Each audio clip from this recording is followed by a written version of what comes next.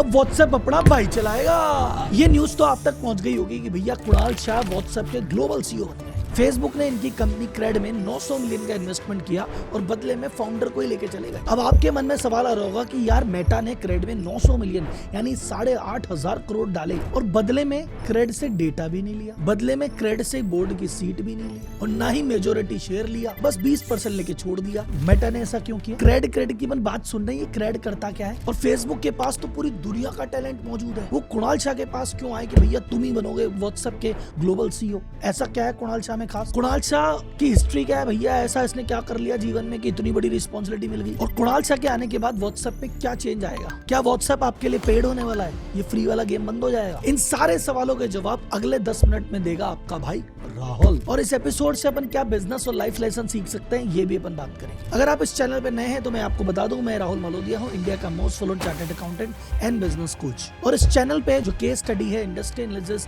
और बिजनेस और फाइनेंस की बातें करते हैं ताकि आप लर्न भी कर सकें और अर्न भी कर सकें। तो फटाफट चैनल को सब्सक्राइब कर लो और हमारी फैमिली के मेंबर बन जाओ। अब जनता जनार्दन की जय बोल के करते हैं वीडियो की शुरुआत।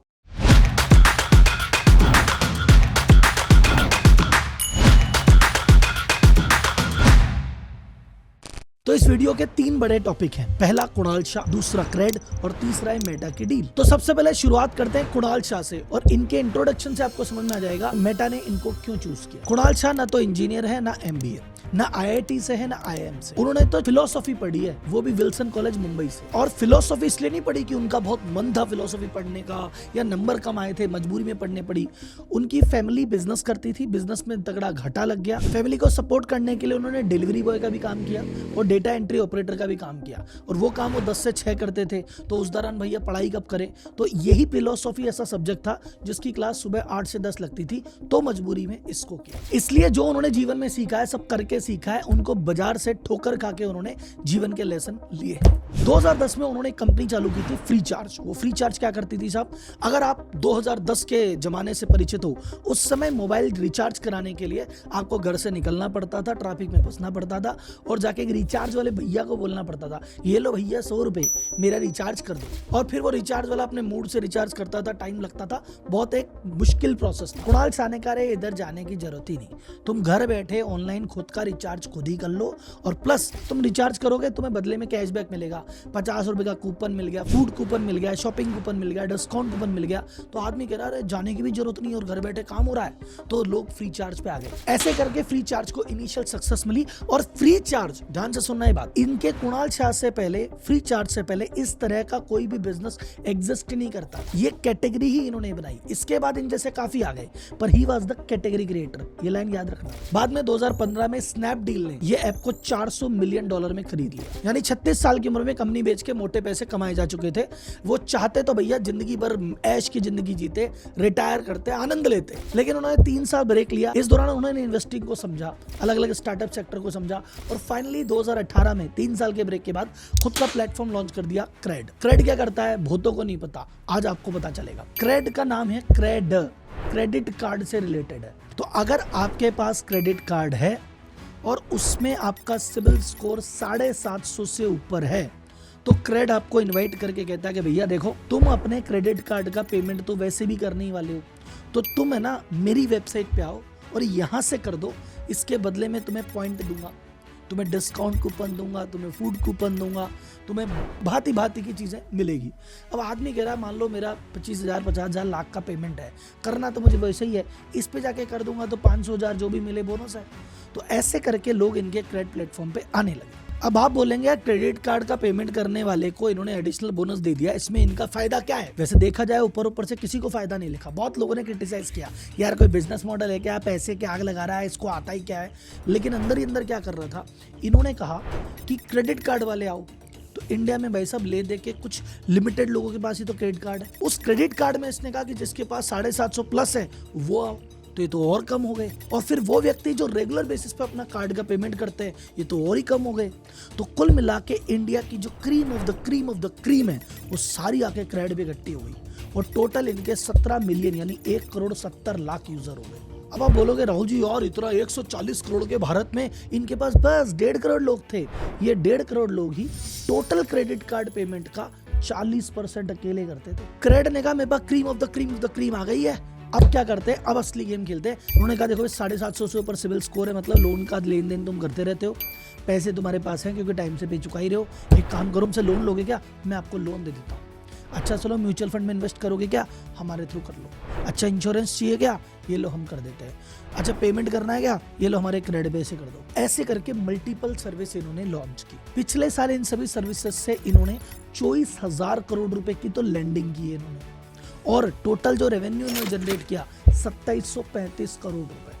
काफी सालों से लॉस कर रहे थे, लेकिन फाइनली अभी लास्ट क्वार्टर में इसको प्रॉफिटेबल भी बना दिया। और अगेन ये चीज नोट करना इंपॉर्टेंट है, ये जो इन्होंने क्रेड बनाया, इस तरह का प्लेटफॉर्म इंडिया में पहला कोई नहीं था।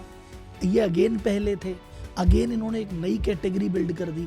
बाद में बाकी लोग भी आ गए, but he was the category builder. Video में आगे बढ़ने से पहले काम की बात, आज के कंज्यूमर बिहेवियर में एक बड़ा चेंज आ गया है। कस्टमर को हर चीज चाहिए व्हाट्सएप पे। कस्टमर को प्रोडक्ट की इन्फो चाहिए, व्हाट्सएप पे दे दो। इनवॉइस चाहिए, व्हाट्सएप पे दे दो। कोटेशन चाहिए, व्हाट्सएप पे दे दो। अब ये कस्टमर के लिए तो एकदम सही है, लेकिन कंपनी के लिए डिफिकल्ट हो गया। कंपनी कह रही है कि यार कस्टमर जो मांग रहा है वो व्हाट्सएप पे मांग रहा है, हमारा जो डेटा है वो ईमेल पे पड़ा है, और जो हमारे सेल की सारी ट्रैकिंग है वो CRM पे होती है। अब ये तीन चीज अलग अलग है, तो बहुत कंफ्यूजन है। पता ही नहीं पड़ रहा कस्टमर ने क्या क्वेरी की थी, टीम ने क्या जवाब दिया था, और फाइनल स्टेटस क्या है। और इस प्रॉब्लम को सिंप्लीफाई करने के लिए बिजनेसमैन के लिए एक बेस्ट टूल है ओडू का व्हाट्सएप कनेक्ट फॉर बिजनेसेस।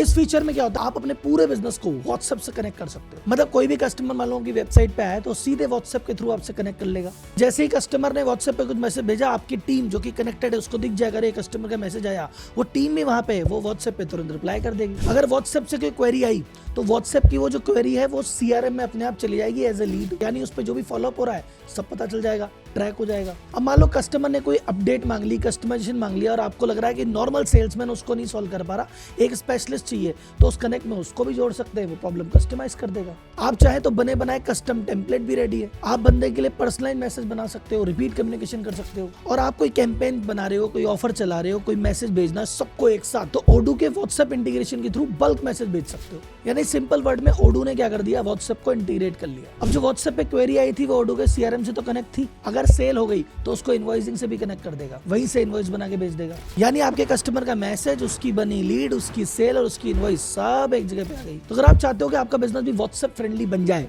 तो नीचे डिस्क्रिप्शन में लिंक दिया है, उसको क्लिक करके आप अपने बिजनेस को व्हाट्सएप फ्रेंडली बना सकते हैं। यही ओडू की ब्यूटी है, इसीलिए मुझे पसंद है। इस पे 45 से ज्यादा ऐप एक ही प्लेटफॉर्म पे है। आपको CRM चाहिए, आपको इनवॉइस चाहिए, आपको इन्वेंट्री चाहिए, आपको अकाउंटिंग चाहिए, आपको ईमेल चाहिए, जो चाहिए ओडू पे सब मिलेगा। अलग अलग सॉफ्टवेयर लेने की जरूरत ही नहीं है। और आप चाहे तो ओडू के ऐप की शुरुआत आप फ्री में भी कर सकते हैं। तो आप पहला जो भी टूल लेंगे वो आपके लिए फ्री होगा, और उसके बाद आप चाहते हैं मुझे पहला नहीं, मुझे तो सारे टूल चाहिए, तो 580 रुपए महीने में सारी सर्विस एक साथ मिल जाएगी। अनलिमिटेड होस्टिंग में मिल जाएगी, और कोई दिक्कत आई तो सपोर्ट भी मिल जाएगा।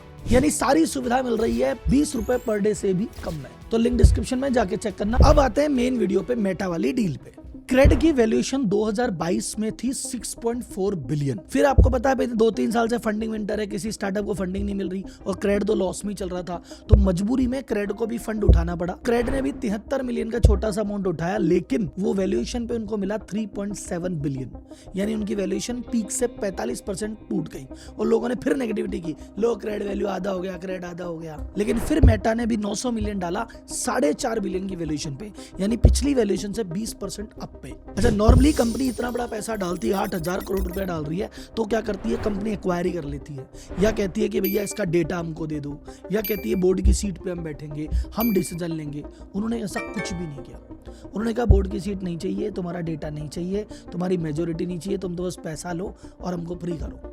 तो अब एक सवाल आता है कि भैया फिर इतना पैसा दिया किस बात का?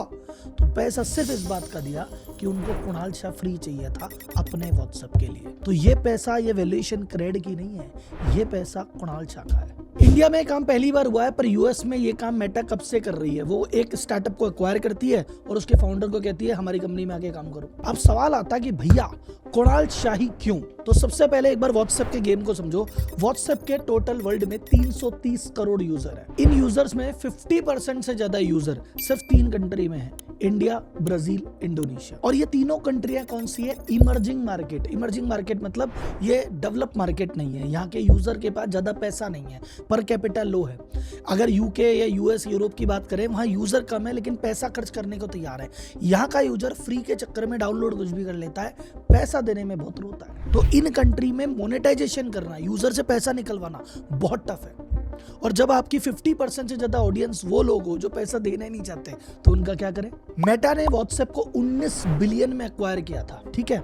आज 10 साल से ऊपर का समय हो गया, मेटा के टोटल रेवेन्यू में व्हाट्सएप 1% भी कंट्रीब्यूट नहीं कर। ऐसा नहीं कि मेटा ने ट्राई नहीं किया, भाई साहब कब से ट्राई कर रहा है। इन्होंने व्हाट्सएप पे लॉन्च किया कि यार इंडिया में ना ये गेम अच्छा चल रहा है, कि भाई साहब देखो गूगल पे चल गया, फोन पे चल गया, हम भी चलेंगे। व्हाट्सएप पे का टोटल यूपीआई मार्केट में शेयर कितना, गैस करो? लेस देन 1%, 0.65% ट्रांजैक्शन करता है। व्हाट्सएप ने व्हाट्सएप बिजनेस लॉन्च करके देख लिया कि यार एक काम करो, व्हाट्सएप बिजनेस लॉन्च कर देते हैं, यहाँ जो कंपनीज है अपने यूजर को मैसेज भेज देगी, आपस में बात कर लेगी, एंड टू एंड सारा काम कर लेगी। ये सब किया पर कोई खास फायदा नहीं हुआ। अब मेटा कह रही है वैसा हमारा लॉन्ग टर्म काम क्या है कि व्हाट्सएप को कन्वर्सेशनल कॉमर्स का ऐप बना दे, मतलब एक ऐसा सुपर ऐप बना दे कि व्हाट्सएप पे आदमी चैट भी कर ले, व्हाट्सएप से आदमी लोन भी ले ले, व्हाट्सएप से आदमी इंश्योरेंस भी करा ले, व्हाट्सएप पे शॉपिंग भी हो जाए, व्हाट्सएप पे पेमेंट भी हो जाए। यानी कुल मिला के देखो पूरे इकोसिस्टम का कंट्रीब्यूशन कि शॉपिंग यहां से कर लो, अमेजन फ्लिपकार्ट भूल जाओ, पेमेंट यहां से कर लो, गूगल पे फोन पे भूल जाओ, लोन यहां पे ले लो, बाकी सारी बैंक्स भूल जाओ, वगैरह इंश्योरेंस यहां से ले लो, बाकी कंपनियां भूल जाओ। सारा काम यही हो जाना चाहिए छोटे से डब्बे में। पूरी बाजार को टक्कर देने का प्लान है व्हाट्सएप का, लेकिन उसका प्लान पूरा नहीं हो पा रहा। मेटा को व्हाट्सएप चलाने के लिए एक ऐसा बंदा चाहिए जो कैटेगरी बिल्डिंग प्रोडक्ट बनाता हो, कुछ ऐसी कैटेगरी बना दे जो एग्जिस्ट ही नहीं करती हो। ऐसा बंदा चाहिए जो इमर्जिंग मार्केट की समझ रखता हो। ऐसा बंदा चाहिए जो डिजिटल प्रोडक्ट समझता हो। ऐसा बंदा चाहिए जो फिनटेक, इंश्योरेंस, पेमेंट, लोन इसको समझता हो। ऐसा बंदा चाहिए जो इमर्जिंग मार्केट में मोनेटाइजेशन कर सके और जिसकी क्लीन इमेज हो। और ये सारी चीजें किस में मिलेगी इनको? कुणाल शाह में। अभी मैंने आपको इसीलिए पूरी हिस्ट्री बताई। कैटेगरी बिल्डिंग प्रोडक्ट ये डेवलप कर चुके हैं, डिजिटल प्रोडक्ट समझते हैं, इंडिया को समझते हैं, मोनेटाइजेशन को समझते हैं। इनसे अच्छा बंदा किधर मिलेगा व्हाट्सएप को? तो समझ में आ गया इन्होंने कुणाल शाह को ही क्यों लिया। अब कुणाल शाह भाई साहब आके क्या करेंगे, व्हाट्सएप पे क्या होने वाला है? जो आप फ्री में काम कर रहे थे कि आपसे पैसे लेंगे? नहीं भाई साहब, जो फ्री में था वो फ्री में ही रहेगा, लेकिन हाँ अब धीरे धीरे पेमेंट की लेयर ऐड होती रहेगी। धीरे धीरे व्हाट्सएप शायद कदम बढ़ाएगा सुपर ऐप बनने की दिशा में। तो आपको जो व्हाट्सएप खोलते थे सिर्फ चैटिंग के लिए, शायद आप 2-4 चीजें और करने लग जाओगे। मुझे लगता है व्हाट्सएप 10 सर्विस लॉन्च कर देगा, तो हो सकता है 10 ना चले पर 2-3 चीजें ऐसी है जो शायद पिकअप कर जाएगा। और ये यूजर साइड है। वैसे ये ज्यादातर सर्विसेज जो लॉन्च करने वाले हैं वो बिजनेस की तरफ लॉन्च करेंगे, क्योंकि बिजनेस के लिए जो उन्होंने काम चालू किया है उसने वर्ल्ड ओवर अभी 2 बिलियन से ज्यादा का रेवेन्यू क्रॉस किया है। तो 2 बिलियन का रेवेन्यू पहली बार आया है, वो बिजनेस के पीछे आया है। तो बिजनेस को थोड़ा मजबूत करने का प्रयास करेंगे, थोड़ा कंज्यूमर से भी लेंगे। अब बात करते हैं कुछ लेसन्स की जो इस पूरे एपिसोड से सीख सकते हैं। लेसन नंबर 1, अगर आप भैया आईआईटी से नहीं हो, आईएम से नहीं हो, इंजीनियर नहीं है, एमबी नहीं है, तो ये मत सोचो कि भैया अपनी ट्रेन तो निकल गई, अपन क्या कर सकते हैं। आप बाजार में जाओ, कुछ बिल्ड करो, अपने आप में टैलेंट और स्किल डेवलप करो, मौका तुम्हें ढूंढता हुआ आएगा। सेकेंड लेसन, अपने जीवन की पहली सक्सेस से सेटिस्फाई मत हो। इन्होंने भाई सब 400 मिलियन में 2015 में बेच के राजी हो रहे, मजे आ गए, अब कुछ नहीं करता, हाल चिल मारता हूँ। चिल नहीं मारा भैया, आज बिलियनर बन गए हैं। और जो व्हाट्सएप का प्लान है, अगर वो प्लान इन्होंने सफल कर दिया अगले 5 साल में, 10 साल में, तो इनकी नेटवर्थ कुछ अलग लेवल पे पहुंच जाएगी। Last but the most important for every businessman, अगर आपको एक टैलेंट समझ में आ रहा है जो आपकी कंपनी को आगे ले जा सकता है, don't look at the cost. आपको लग रहा है इतने पैसे कौन देगा, लेकिन जितने भी पैसे दोगे उसका 10 गुना 100 गुना रिकवर करवा के देगा वो। ये 3 लेसन मेरे थे। अगर आपको भी कुछ लेसन आपको सीखने को मिला है तो भाई साहब कमेंट बॉक्स में आपने क्या सीखा इस पूरे एपिसोड से, आपकी लर्निंग, आपका ऑब्जर्वेशन क्या है, कमेंट बॉक्स में डालो।